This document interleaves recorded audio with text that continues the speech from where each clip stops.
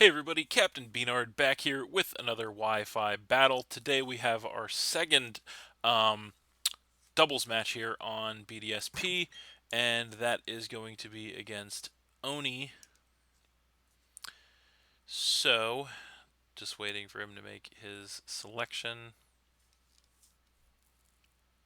And so we are going to be using the same team that we used in the last battle. Little bit of a sun strategy on there, combined with just a handful of Pokemon that I've used here before on BDSP that I just want to get some more use out of. So there you can see his team on the side, very powerful, very meta. So just want to make a note of that. And then we need to decide what we want to lead with here. So I think this time around, I think we actually just are going to go ahead and lead with that sun strategy straight away. So Ninetales and Leafeon here. And then we'll fill everything else in. And we'll see how that works out. And we're also going to change that soundtrack again. Back to some Sword and Shield jams as he's going to lead with the Metagross and the Togekiss. So not terrible for the Ninetales and Leafeon. Going to get that Drought, of course, to turn the Sunlight harsh. So, how do I want to handle this is the question. You know, I think we're just going to go ahead. Do we want to do that? It's a little bit of a risk, but I think we're just going to go ahead and go straight for the Fire Blast on the Metagross here. I don't know that we want to stay in with the Leafeon against the Togekiss. So I think we actually want to switch out on that matchup. So we're going to go ahead and go to Empoleon here. And so, yeah, we'll see how that works out. So, going to get the switch to Empoleon here. And Metagross is going to stay in, and that actually works out terribly for us as he goes for an Earthquake and does some serious damage to both of us, but we do both survive. Going to go ahead and Fire Blast that Metagross in return, which is going to go ahead and just one-shot that thing outright. Sun boosted max special attack, going to knock him down to 5.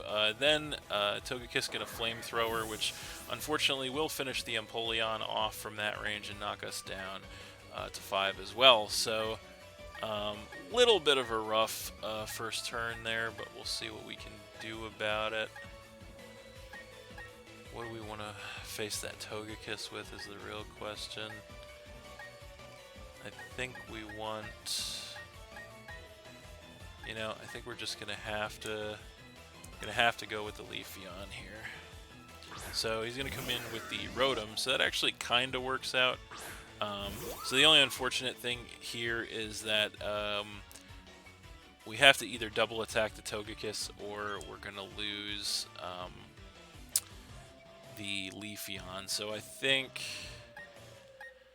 that might be what we have to do, but I don't know. Kind of a tough decision here. So I think, yeah, he might not stay in with the Rotom, fearing those grass moves. So I think we're just going to go ahead and Fire Blast and Aerial Ace on the Togekiss and hope we can get rid of that before it does anything to us. So going to use the Aerial Ace, going to get some chip on that thing as we take some Life Orb Recoil, going to Fire Blast. Thankfully we don't miss, and it is not enough. In the sun, he's going to Hydro Pump and actually miss with the Rotom, so that actually works out for us. But then he's going to Flamethrower the Leafeon, which is going to go ahead and get rid of that, unfortunately, knocking us down to 4. So not a terrible turn for us, although it definitely could have been better. So yeah, unfortunately, lost the Leafeon there, didn't get to run wild, but we're going to come in with the Hariyama. And we're going to go ahead and attempt to Solar Beam the Rotom, as he is definitely either not anticipating it or doesn't care, one or the other. We're going to go ahead and fake out the Togekiss here with the Hariyama, and if he leaves it in, which he isn't going to leave it in actually, I'm going to save it for later. So going to come in with the Gyarados. Guess we should have saw that coming. We're going to get the Intimidate to cut our attack. Not going to matter for the Ninetales, but of course will for the Hariyama. So we are going to get a Fake Out on the Gyarados for a little bit of chip there. Going to get the Solar Beam here. It does not have to charge thanks to the sun, so we're going to hit the Rotom with that and see how much it does. And we are max special attack, so it's actually enough with a critical hit to go ahead and one-shot that Rotom and knock him down to 4. So that's actually really, really good for us. Based on his spread, I guess would have determined whether he was going to live that or not. But anyway, the Gyarados is going to get some HP with the leftovers, and we are going to get burned on the Hariyama for the Guts boost activation. So now I'm going to go ahead and come in with the Arcanine and intimidate us once again, which is definitely bad news for the Hariyama. So we pretty much have to switch out with that at this point. So yeah, unfortunately, I think what we're going to have to do here is just stay in, and we're going to have to let the Ninetales go down here more than likely. We're going to attempt to Solar Beam the Gyarados, and yeah, we have to switch the Hariyama out.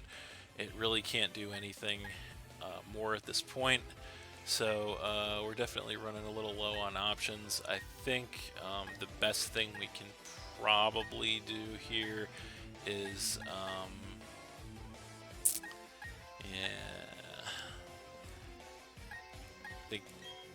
come in with the Cresselia is probably the best thing we can do, so we're just going to do that. But yeah, a little bit of a tough situation here.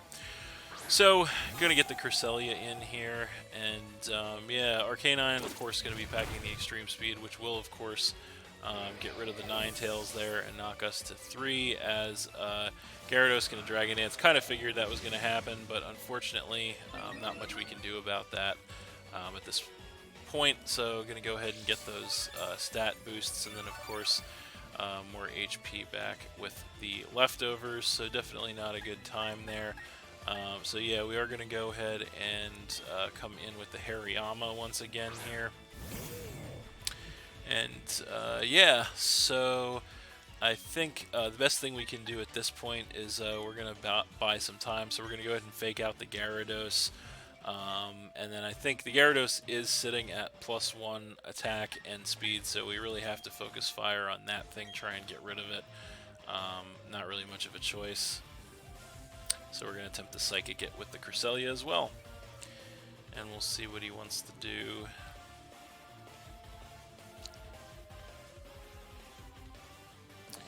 So he is definitely thinking about this one. And yeah, so he's going to stay in. We're going to get the Fake Out for some more chip on the Gyarados. He's going to Extreme Speed on the Cresselia for some chip. Gyarados, of course, going to flinch. And then we are going to Psychic the Gyarados with the Cresselia, which will knock it down to a little under half, as it is going to get some leftovers recovery there once again. And we're also going to get some leftovers recovery with the Cresselia, and then going to take some burn damage on the Hariyama. The only positive thing, I believe, at this rate is the fact that the sun is still up, so that means that any water move the Gyarados goes for is going to be definitely massively weakened here. So I think the best move we have at this point is to go ahead and knock off on the Gyarados with the Hariyama, and we're going to follow that up with another Psychic from the Cresselia. We really just have to try and get rid of that thing. So Arcanine getting Extreme Speed once again on the Cresselia for more damage. He's packing Crunch, actually, and he's going to go for that. But Cresselia hanging on with 9 HP in the red, going to go for the Psychic to knock that Gyarados down into the red, and then Hariyama going to follow it up with a knockoff to go ahead and get rid of that Gyarados and knock him down to 3. So big problem out of the way there with the Gyarados, as we gain a little more HP back with the leftovers and take some more burn damage there. So yeah, now he's going to go ahead and come in with the Magnezone.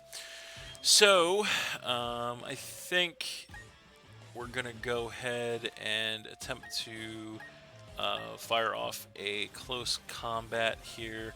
on the Arcanine with the Hariyama. And yeah, we're going to go ahead and try to fire off a Psychic with the Cresselia. We'll see how this plays out. So the Arcanine just going to Extreme Speed one more time, and that'll definitely take care of the Cresselia from that range, knocking us to 2, as the Magnezone going to Thunderbolt. And we are able to survive that with 49 HP in the red. Going to go for the close combat in return. And yeah, we are going to take some defense drops off that, but that is going to get rid of that Arcanine and knock him down to 2 Pokemon as well. So definitely coming down to the wire here as we do take some more burn damage. So we are going to go ahead and come in with the Donphan then, as he is going to come back with the Togekiss. So yeah. So actually we might be... we're going to see what kind of position we're in. If that Magnezone is choice item, we are actually in an incredible position here. But we're going to find out. We're going to go ahead and Bullet Punch the Magnezone for some chip on the way out with the Hariyama. And then we are also going to... actually, you know what? Why would we do that? I almost just made a pretty big mistake. So, yeah, why would we Bullet Punch the Magnezone when we can Bullet Punch the Togekiss with the Hariyama? Yes, why? Why would I do that? Why would you do that, Cap?